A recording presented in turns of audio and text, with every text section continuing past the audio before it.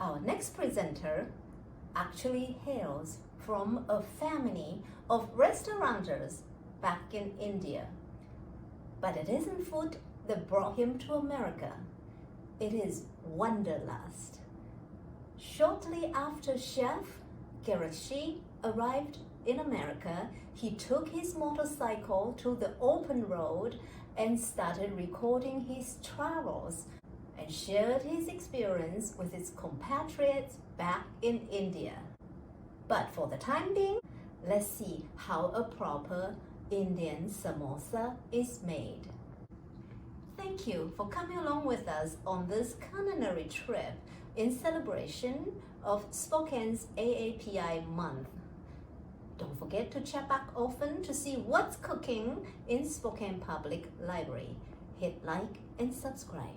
Hi guys, my name is Shaarique Qureshi and I'm the owner of No NAANSense, an Indian fast food and catering service in Spokane, Washington.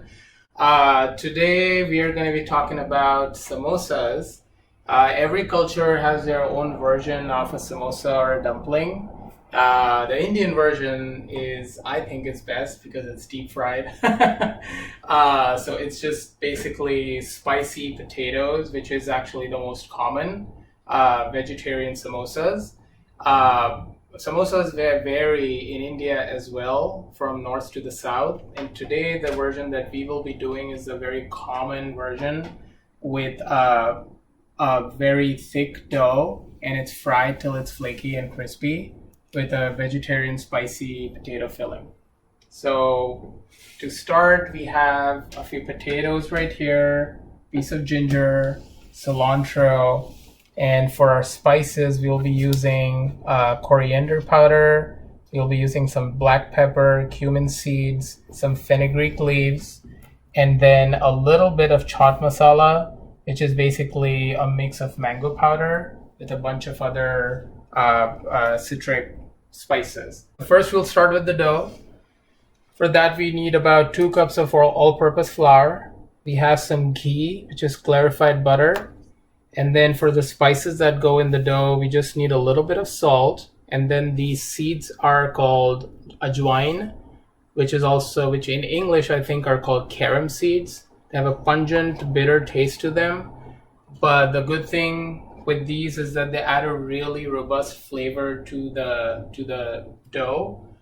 And at the same time, they aid in digestion.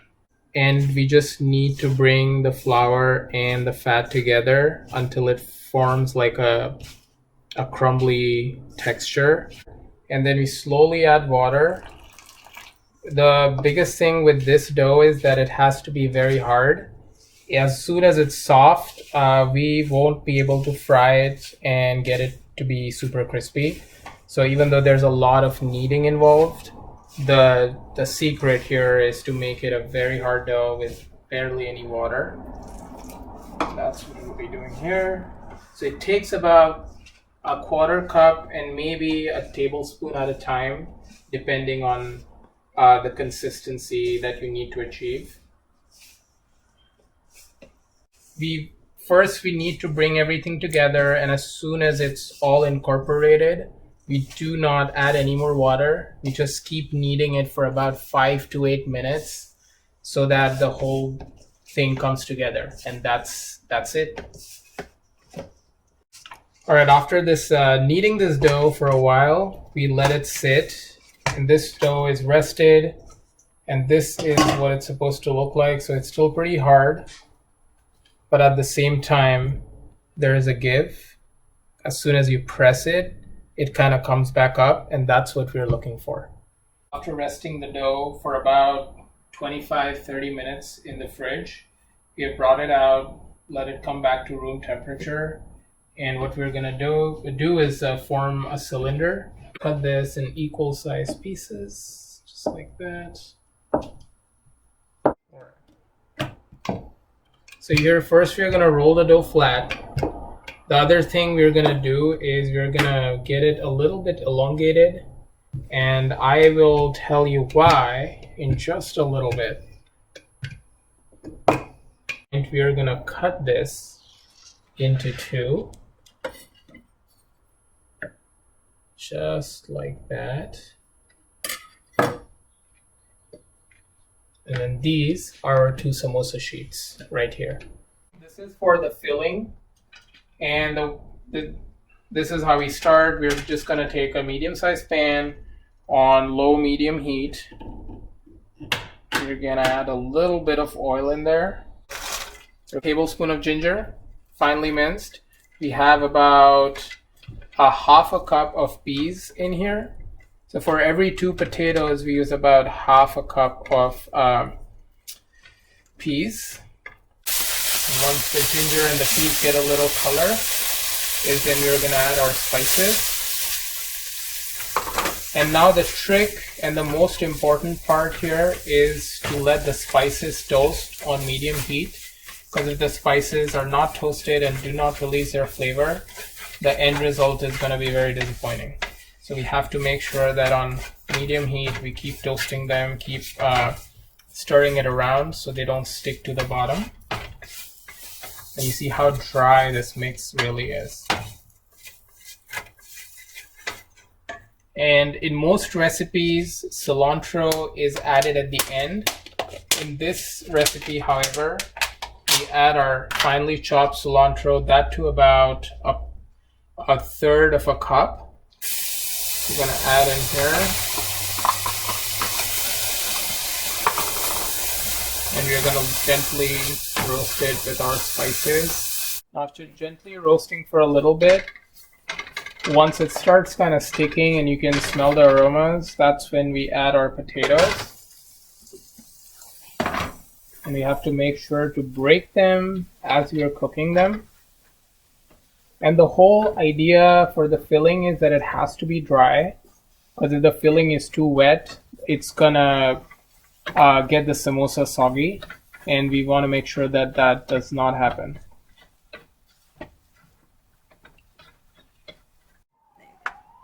Alright, and as we are mixing this, we keep breaking the potatoes, and we do want the chunks to be bigger.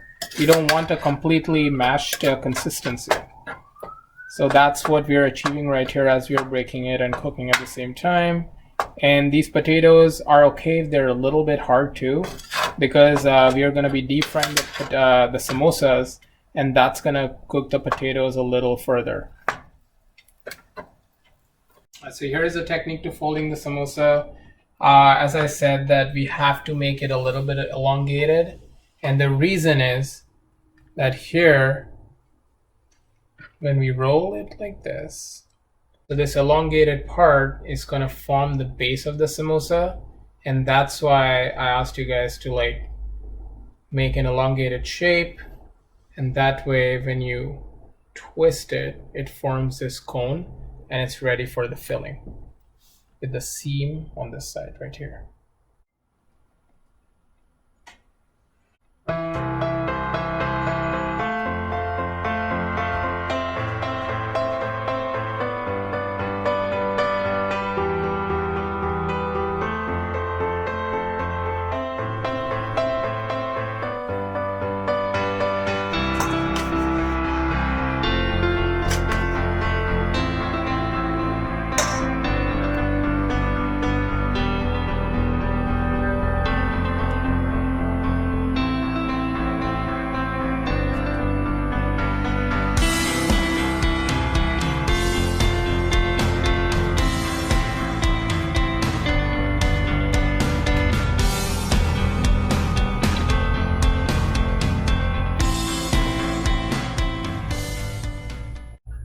Have to make sure that they're completely sealed or else the oil is going to go inside the samosa and ruin everything.